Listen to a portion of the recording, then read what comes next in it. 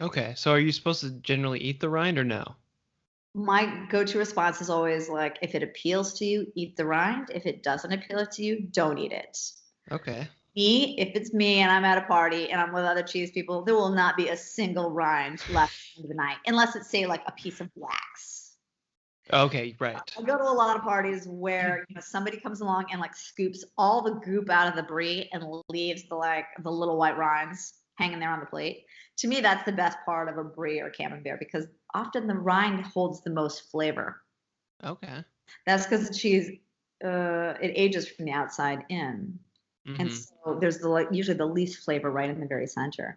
Also, those fluffy white rinds usually taste a little bit like black pepper. They have sort of an interesting taste on their own. They're very good toasted in the toaster oven on a piece of baguette, and then smeared with a little honey on top. I love like just a little rind, a little toasted rind, or on a hard cheese, you'll toast those rinds in the oven, and it tastes a little bit like bacon. Ooh. So, like Travis, never throw out your rinds unless it's made of wax. Usually it's the best part. And I recently interviewed a cheese scientist who told me that the most calcium is in the rind because calcium migrates to the exterior of a cheese during the aging process. So, if you Oh. the full health benefits of a cheese, man, eat those rinds. You gotta eat them. Gotta eat them. Stop calcium pills and just eat the cheese rinds.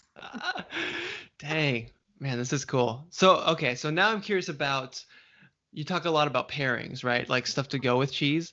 Yeah. Is that's a pretty big part of it generally, right? Oh, it's so fun to pair cheese. Yeah. Yeah, with beer, with wine, with hard cider, with tea.